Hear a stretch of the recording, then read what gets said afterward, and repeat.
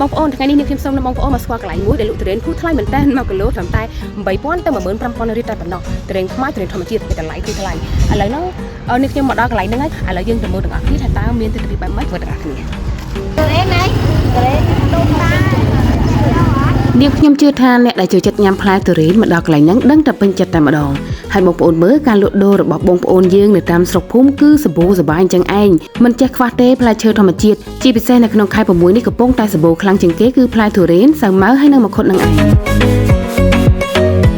សម្រាប់ទុរេនលក់នៅទីនេះគឺមាន3ប្រភេទបងប្អូនទី1គឺគេហៅថាទុរេនដូនតាជាប្រភេទទុរេនដែលមានផ្លែរាងតូចតូចក្របធំហើយសាច់ស្ដើងតម្លៃនេះក៏ធូរថ្លៃជាងគេដែរត្រឹមតែ 6,000 រៀលទៅ 8,000 រៀលតែប៉ុណ្ណោះក្នុង1គីឡូក្រាមរីឯប្រភេទទី2គេហៅថាទុរេនរី6តម្លៃចាប់ពី 8,000 រៀលទៅ 10,000 រៀលនិងទី3គឺទុរេនម៉ាន់ថងដែលមានតម្លៃថ្លៃជាងគេតម្លៃចាប់ពី 12,000 រៀលទៅ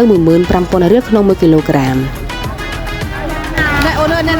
มึงมันถอดគេมันถอดเอ็มถอดแม่ผมลงจัดยังไงเนี่ยผมลงจัดเนี่ยลงจัดเนี่ยลงจัดต้องตุ๊กเด็ดอ่ะ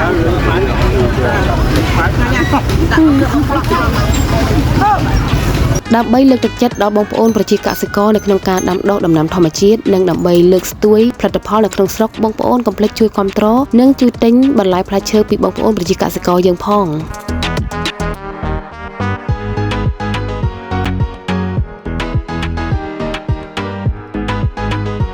គីឡូ14